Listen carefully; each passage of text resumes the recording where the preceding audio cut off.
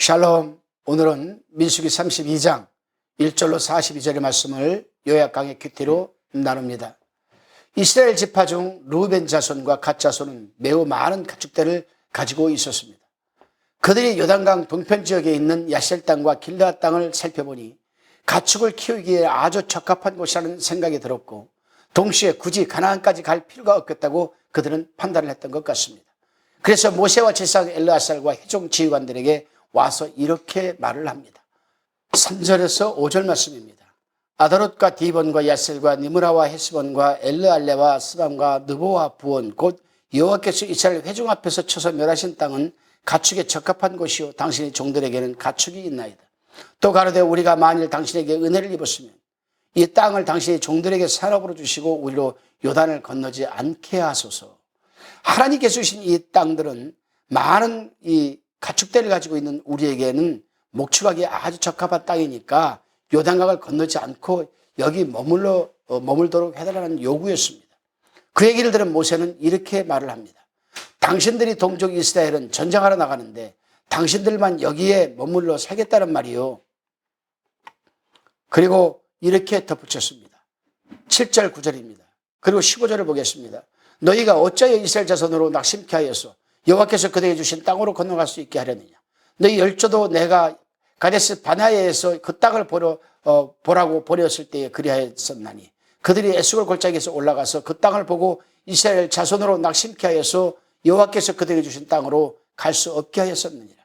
너희가 만일 돌이켜 여호와를 떠나면 여호와께서 또 이 백성을 광야에 버리시니 그러면 너희가 이 백성들을 멸망시키리라. 모세는 르우벤 자손과 갓 자손의 요구가 이제 곧 요단강을 건너 전쟁을 치러야 할 동족 이스라엘 전체의 사기를 꺾는 일이라고 말했습니다. 그리고 그러한 행동은 마치 이전 가데스 바다에서 가나안 땅을 정탐하고 돌아와서 부정적으로 보고로 낙심하게 만든 그 조상들을 말했습니다.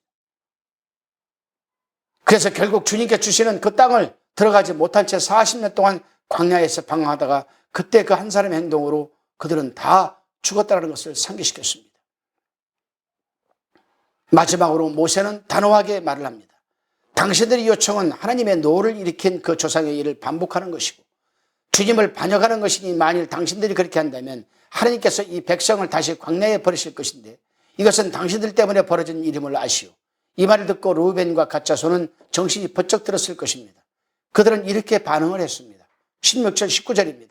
그들이 모세에게 가까이 나와 가로되 우리가 이곳에 우리 가축을 위하여 우리를 짓고 우리 유아들을 위하여 성읍을 건축하고 이 땅이 거민의 연고로 우리 유아들로 그 견고한 성읍에 거하게 한 후에 우리는 무장하고 이스라엘 자손을 그곳으로 인도하기까지 그들이 앞에 행하고 이스라엘 자손이 각각 기업을 얻기까지 우리 집으로 돌아오지 아니하겠사오며 우리는 요단 이편 곧 동편에서 산업을 얻었사오니 그들과 함께 요단 저편에서는 기업을 얻지 아니하겠나이다. 이 두 가지 약속은 반드시 지킬 테니 대신 한 가지 부탁만 들어달라는 것입니다. 첫 번째 약속은 반드시 요단강을 건너 가나안을 정복하고 토지가 분배될 때까지 선두에서 싸우겠다는 것이고, 두 번째는 요단강 서쪽에서는 땅을 재산으로 분배받지 않겠다는 것이었습니다. 이 두 약속을 반드시 지킬 때니 아내와 자녀들 그리고 가축은 여기 안전하게 남아 머물 수 있도록 성읍을 먼저 쌓게 해달라는 것이었습니다. 모세는 이들의 청탁을 들어주는 대신 반드시 그 약속을 지킬 것을 다시 한번 강조했습니다. 그리고 제사장 엘르아살과 눈의 아들 여호수아와 이스라엘의 자손 지파의 수령들에게도 이런 상황을 알렸습니다. 모세는 요단강 동편 땅을 르우벤과 갓 지파 그리고 앞에서 언급되지 않아 정확한 이유는 알 수 없지만 길르앗 땅을 차지하는데 공을 세운 므낫세 반 지파에게도 나누어 주었습니다. 본문은 이렇게 막을 내리며 이스라엘 또 한 번의 공동체 위기를 넘기게 됩니다. 이 위기의 출발점은 이기심과 안일함이었습니다. 셀 수 없을 만큼 많은 가축대를 가진 르우벤과 갓 자손의 눈에 가장 먼저 들어온 이것은 이 가축을 어디에서 어떻게 편하게 잘 키울 수 있을까 하는 것이었습니다. 그 마음으로 인해 요단강을 건너 함께 정복을 이루어야 한다는 공동체성과 여러분 이 사명은 수면 아래로 가라앉아 버렸던 것입니다. 이기적인 마음과 아니라고자 하는 이 마음의 공동체를 생각하는 이 마음과 사명, 목적을 잃어버리게 했던 것이었습니다. 그렇습니다, 여러분. 오늘을 사는 우리 역시 관가에서는 안 되는 문제이기도 합니다. 나라는, 내가라는 이 자신의 너무 큰 관심을 가지다 보면 자칫 중심을 잃어버릴 수가 있습니다. 그리고 그때 항상 도사리고 있던 이기심과 안일함이 우리 마음의 중심을 차지해버리고 맙니다. 이런 이기심과 안일함은 타인의 공동체성을 잊게 하고 뿐만 아니라 상대방 공동체의 낙심을 안겨줄 수도 있습니다. 뿐만 아니라 방향성을 잃고 상황의 방향성을 잃고 상황에 주저앉게 만들어버리기도 합니다. 나를 마음의 중심에 두는 것과 나를 사랑하는 것은 완전히 다른 문제입니다. 나를 마음의 중심에 둔다는 것은 하나님의 중심에서 밀려남을 의미하는 것이고 그것은 올바른 사랑이 아닌 것입니다. 나를 진실로 사랑한다는 것은 나를 핏값으로 사신 주님의 사랑을 받아들임을 의미하는 것이 아니겠습니까? 나에 대한 관심을 가져야 할 때도 나를 사랑하시는 주님의 시각으로 나를 바라보아야 합니다.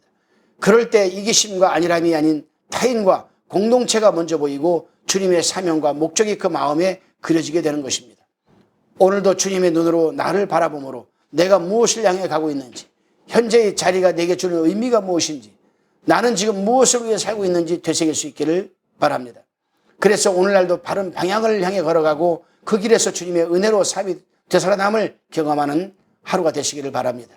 기도하시겠습니다. 나는 삐뚤 시선으로 나를 바라보아 이기심과 안일함에 기들어져 있고 이로 인해 타인을 낙심케 하지 않았는지 돌아봅니다. 주님, 언제나 나를 지대한 관심과 사랑으로 바라보시는 하나님의 시선을 보게 하시고 그 시선으로 나를 바라보게 해 주시옵소서. 그래야 올바른 목적과 사명을 향해 늘 바른 걸음 걸을 수 있도록 굳게 붙잡아 주시옵소서. 예수 그리스도의 이름으로 감사하며 기도드리옵나이다. 아멘.